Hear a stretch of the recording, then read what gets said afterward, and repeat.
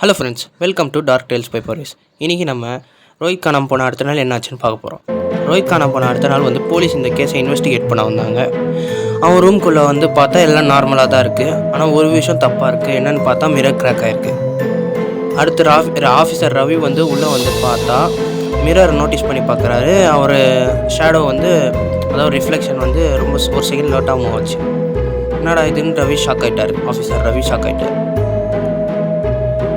சும்மா ஏதோ பண்ணி பார்த்தா ரிஃப்ளெக்ஷன் அவர் பண்ணுற மாதிரி பண்ணல, டிஃப்ரெண்ட்டாக பண்ணுறது. அவர் பண்ணுற மாதிரியே பண்ணல, டிஃப்ரெண்ட்டாக பண்ணுது. அப்புறம் அவர் சிரிக்கவே இல்லை. அப்புறம் ஒரு ஃபோன் கீழே கிடந்ததை பார்த்தாரு. அதில் பார்த்தா அன்னோன் நம்பர்லேருந்து ஒரு மெசேஜ், இன்னும் ஒருத்தன் வந்துட்டான். அப்புறம் ரூமோட டெம்பரேச்சர் ரொம்ப ட்ராப் ஆகி டோர்ஸ்லாம் ஆட்டோமேட்டிக்காக க்ளோஸ் ஆகிடுச்சு. வெளியே இருந்த மற்ற ஆஃபீஸருங்கள்லாம் டோர் நாக் பண்ணால் கதவு திறக்கவே இல்லை. ஆஃபீஸர் ரவி என்ன ஆச்சுன்னு கேட்டால் உள்ளே ரொம்ப சைலண்ட்டாக இருக்குது. கதவு 5 நிமிஷம் கழித்து தானாக ஓப்பன் ஆகிடுச்சு. எல்லாம் உள்ளே பார்த்தா ஆஃபீஸர் ரவியை காணும். என்ன நடந்துச்சு? இப்போ பார்த்தா மிரரில் 2 ரிஃப்ளெக்ஷனு. அது என்னன்னு தெரில. ரோஹித்தும் ரவியும் நான் நினைக்கிறேன். ஆஃபீஸர் ரவியும் ரோஹித்தும் மாட்டிக்கிட்டு இருக்காங்க. ரிஃப்ளெக்ஷன் நினைக்கிறேன். ரூமில் யாரும் இல்லை, ஆனால் அவங்க மட்டும் தான் இருக்காங்க. ரிஃப்ளெக்ஷனுக்குள்ளே மாட்டிகிட்டு இருக்காங்க.